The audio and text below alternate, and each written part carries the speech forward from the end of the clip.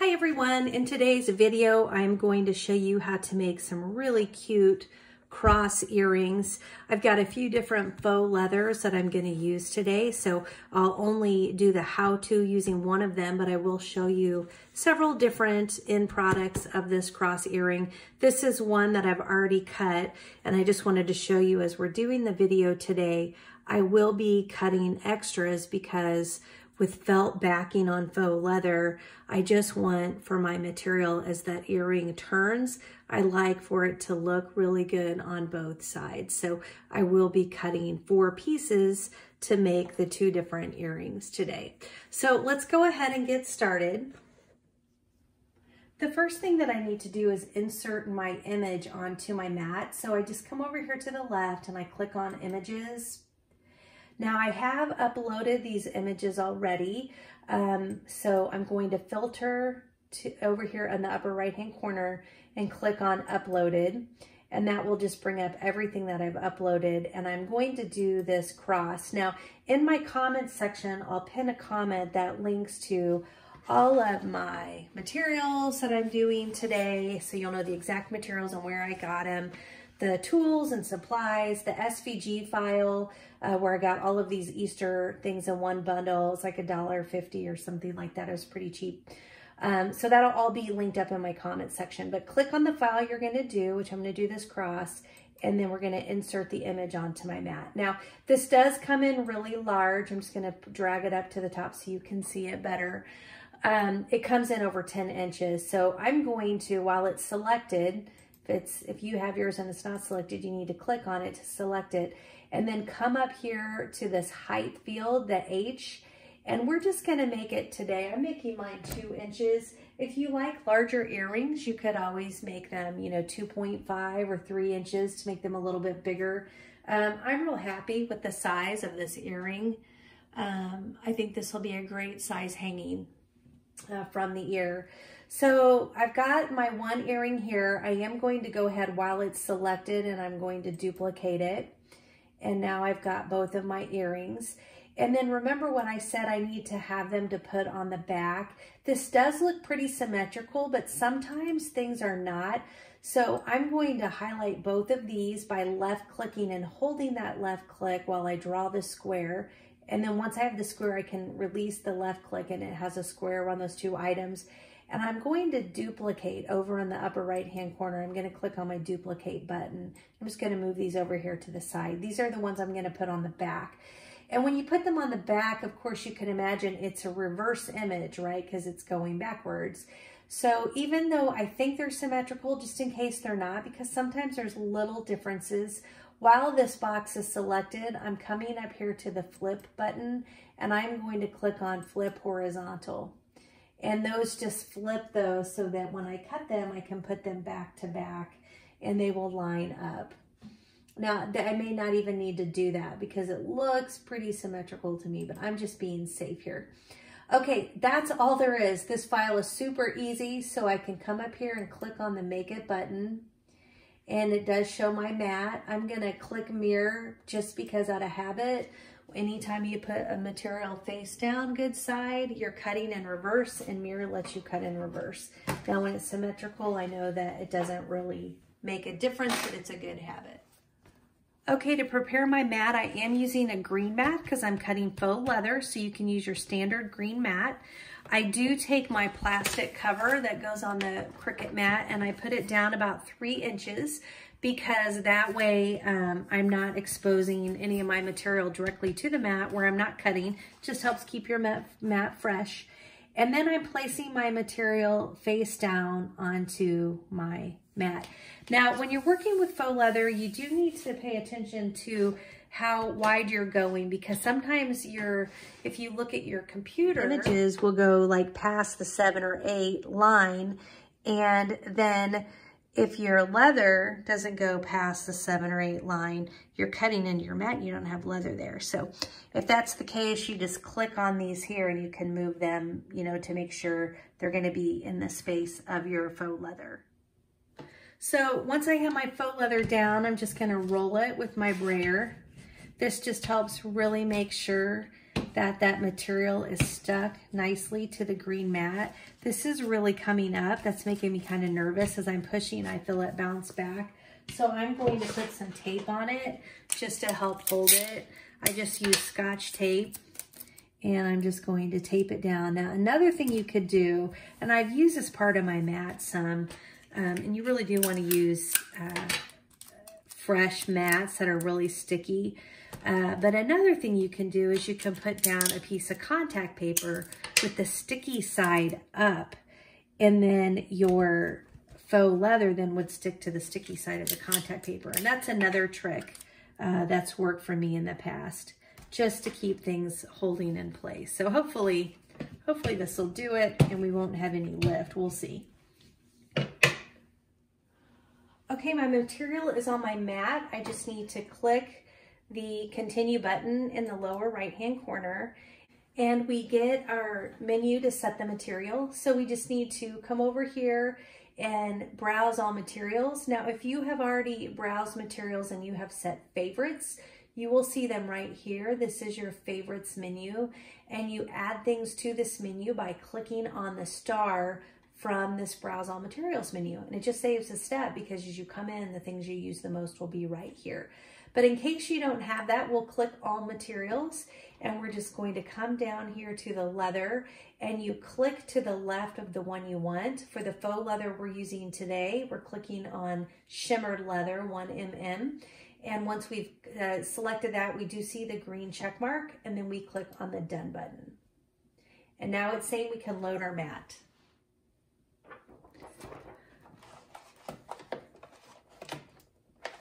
Okay, so we've got my fine tip blade in, because with faux leather, you do not need any special kind of blade.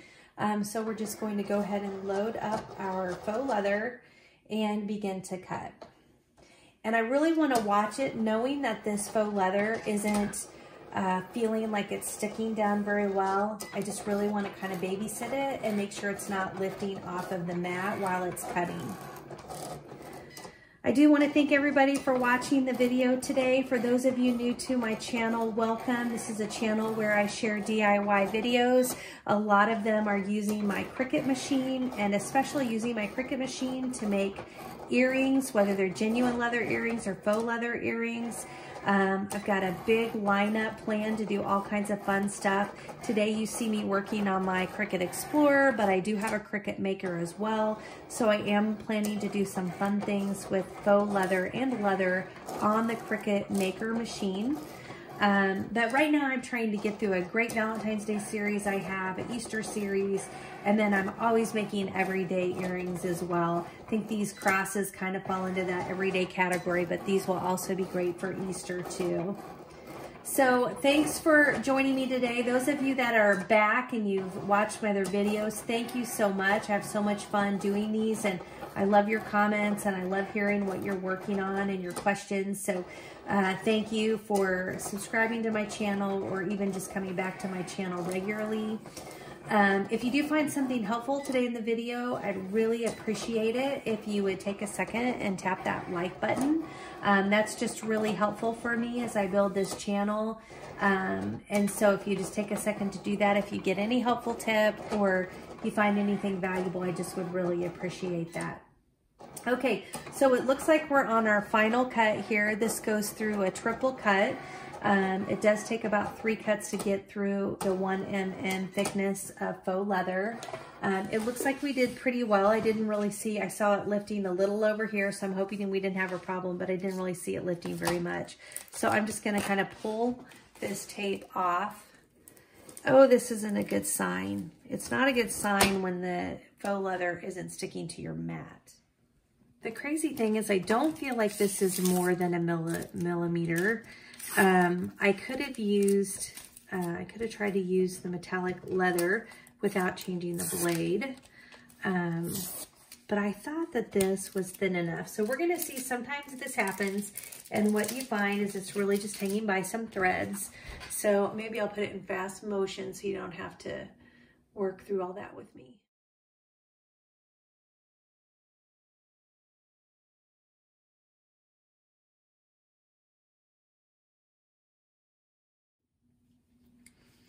Okay, so I got my crosses cut out, and I did go through and go around each one and kind of took my scissors at an angle along the edge and just trim the fuzz off. So it's really important that you're not cutting anything on the front, but you do want to get along the back where you've got the flyaways kind of sticking out.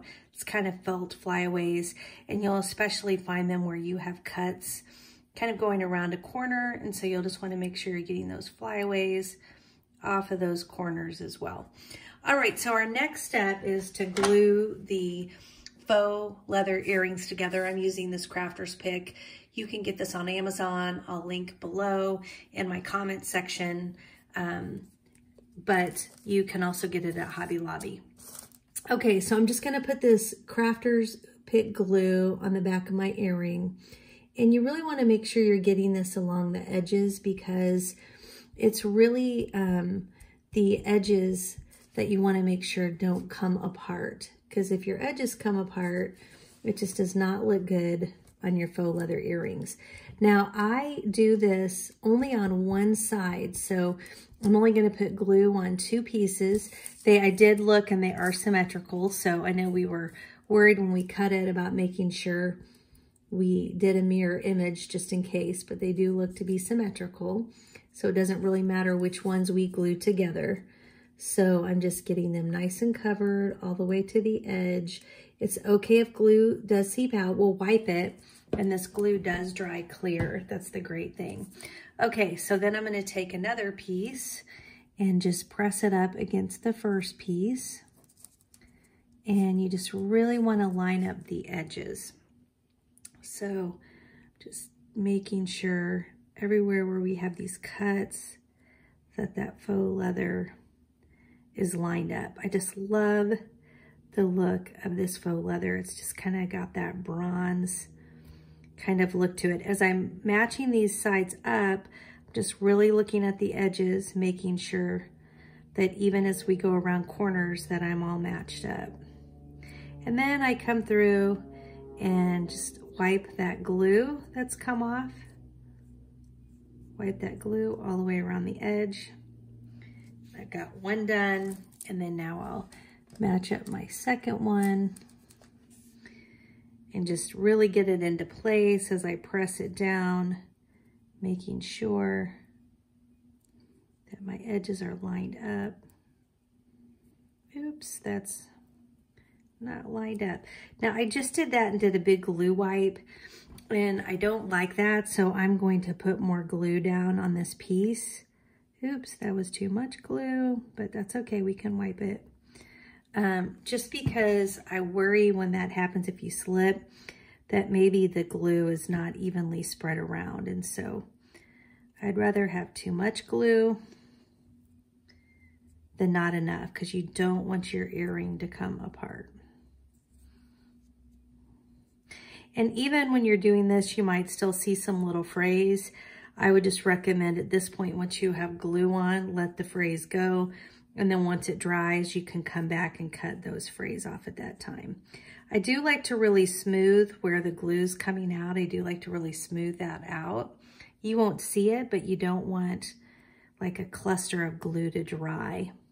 It's not a pretty cut. You can cut it off, but it just doesn't look very good. So, okay, that's it. I think I've got both of my earrings cut and glued, and I'm going to turn the camera off, and I've got to glue together these extra ones that I made. Okay, my crosses have dried, and so now I need to hole punch them. I'm using a small leather hole punch, and the reason I'm using the smaller one is I just don't have a lot of room here. Otherwise, I'd probably use my larger hole punch. I really love that one. The smallest size on this one is, I'll turn it this way, is a 2. And then this one, the largest one is a 2, so it has all the other smaller sizes. So I really like having both sizes. I'll have both of these linked up. But I am going to use the smaller punch. So I just need to come into my cross and find a spot pretty close to the top. But that isn't too far down because you know the hook is in there and you don't want your earring too far down from the top.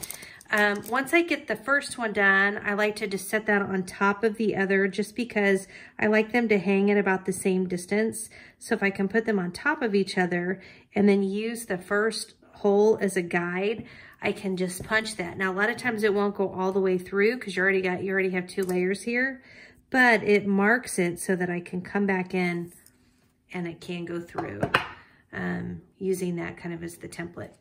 All right, so the earring is ready for the hook. I am using these hooks with the ball on the end. I use the other kind of hooks too with jump rings sometime, but I'm loving these hooks. They're just so super easy to put onto your earrings. You don't need a jump ring tool or pliers.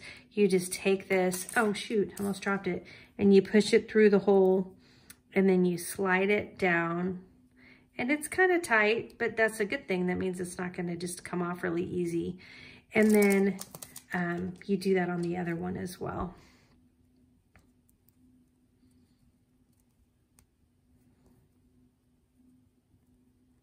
You just want to be careful not to pull. And you could always use your pliers to open it up some. Most of the time, I can get that on without needing to use any pliers. I just love this particular faux leather. It is so pretty. Again, I will link up to my materials for my projects today, but oh my gosh, I knew when I saw this one that it would be so perfect for a cross. And I'm just really happy with how it turned out on both sides. So as these dangle and turn, that you'll see this as opposed to the back of the faux leather, which was just the felt color. I'm just so happy with how these cross earrings turned out. And I really like all the versions I did. This one here I made with the cork, a faux leather cork, and I'm just having so much fun working with the faux leathers. I don't know if you've seen my cork haul where I go through all the corks that I bought, and then you'll see I've been using the corks in different projects, and I thought this color and this material and texture was perfect for the crosses. And then I really like this one too. First, I love the texture of this camel color faux leather, but I also like it just because it will match everything. I think it makes it a really versatile earring. So again, the pattern is super easy and to cut, and then it's really about picking whichever faux leather, genuine leather, cork, really whatever material and style you want for your cross earrings, and they're just super easy to put together. So again, if you found anything helpful today in the video, I'd love it if you just take a second and tap that like button. Do check out the link in the comments section. I've got it pinned so it's at the top, and it has all the links to the materials that I use, more project photos, links to the SVG file, all that kind of stuff. Just check that out and it'll take you to one place where you can get more information. Thanks everybody. Good luck with your projects.